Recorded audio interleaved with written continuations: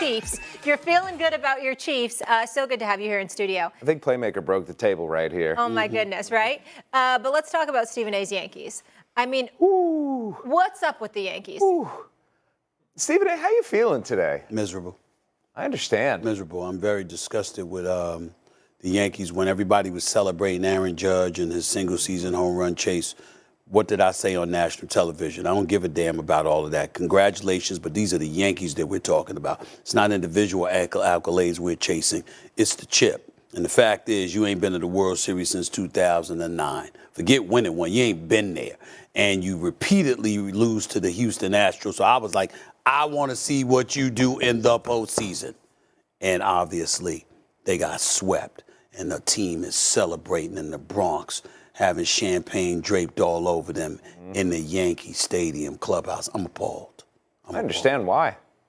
They got outclassed. They didn't just get beaten, they got beaten down.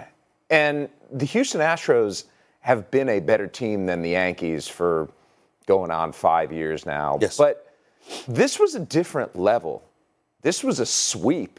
This was an embarrassment. This was the Yankees being shown that they're not just not on the Astros level, they're not even close right now. Yeah.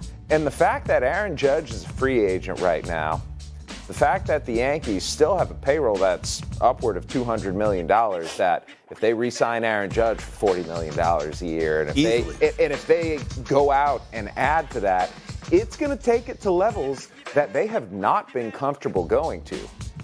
And when you see what's going on in Queens right now, yes, when you see the New York Mets are the highest spending team in baseball, and that they got to go out and either get Jacob deGrom back, bring Edwin Diaz back, Brandon Nimmo, on and on, the Mets could have a payroll in excess of $300 million next year. And the question that Yankees fans are asking among many right now is, why are the Mets more like the Yankees than the Yankees? Well, that's what I've been asking, and I've been asking that for quite some time because I think, listen, if God rest his soul, if George Steinbrenner was still alive, this would not be happening, okay? They would be spending money. They wouldn't be budgeting, even though, again, their payroll is over $200 million.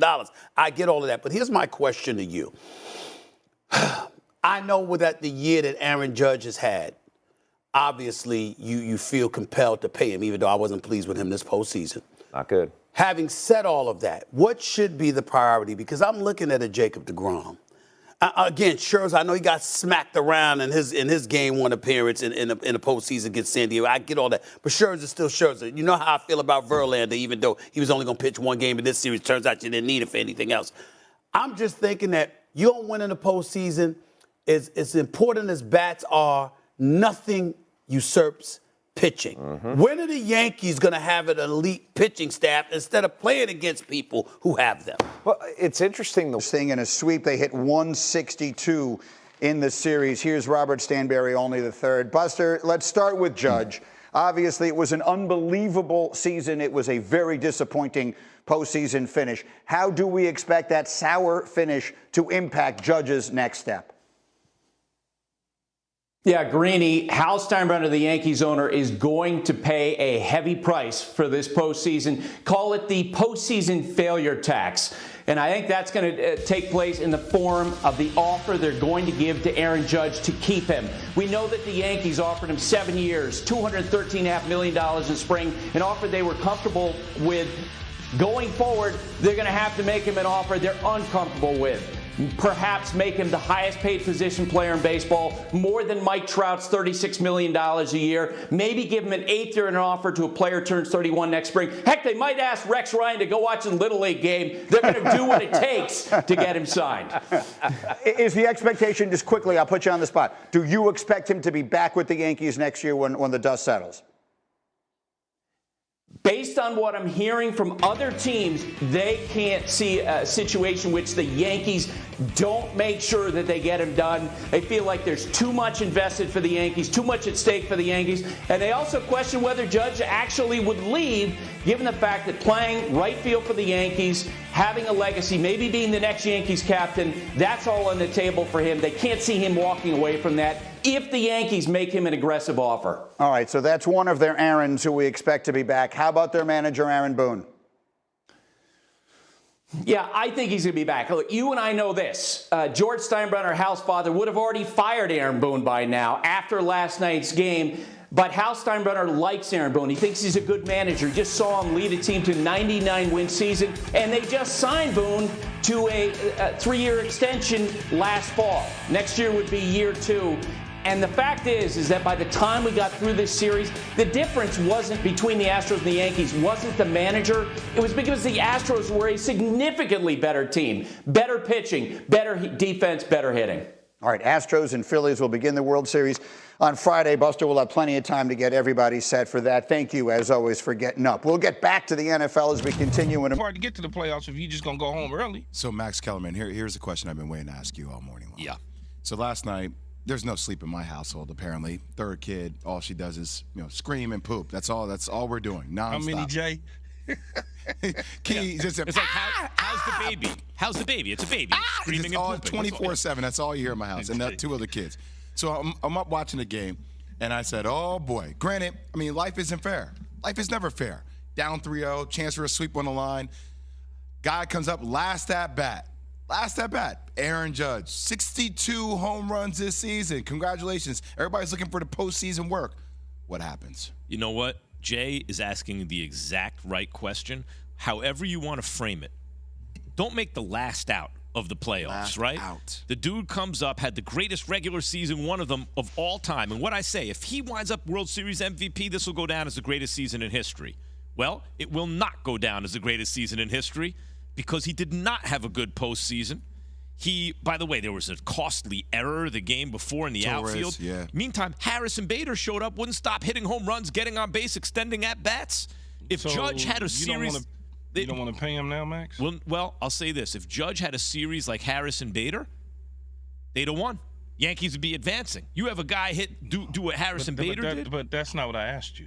No, you're going to have to. Do you, Max Kellerman? Yes, the answer is yes. You have to pay the guy. Okay. You got to pay the. But I'll say this: he did not have a good playoffs. He made the last out of the postseason in a 1-run game. The greatest modern home run hitter is at the plate. Just even get on base. The dude rolled over a pitch and made the last out of the playoffs in a 1-run game. It's exactly the right question, Jay. Because fans.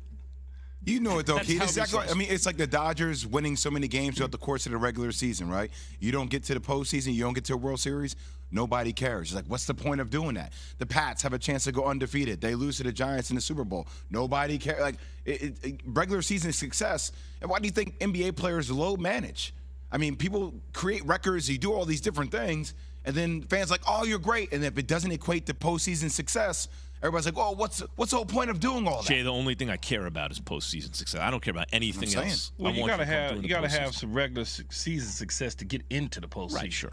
But you would think naturally the players who have the regular season success should carry it into the postseason. It shouldn't. You just naturally think you shouldn't get so tight that all of a sudden you can't do in the postseason what you did in the regular season.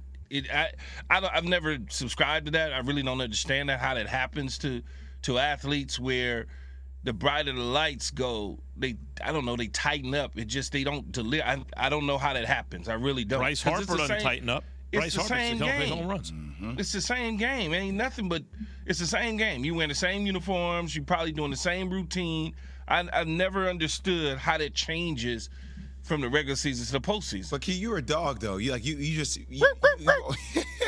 a deeper barking kind of dog. Yeah, dog. But like I feel like for certain dudes, we've all seen those dudes, Key, in the locker room that get like nervous or friends start talking about it. They start talking about it even more. Like, yo, it's just treat it like another game. Yeah, I'm not equating it to me. I'm just saying in general, I just never, I couldn't understand as a player how you go from one way in the regular season to another way in the postseason other than up.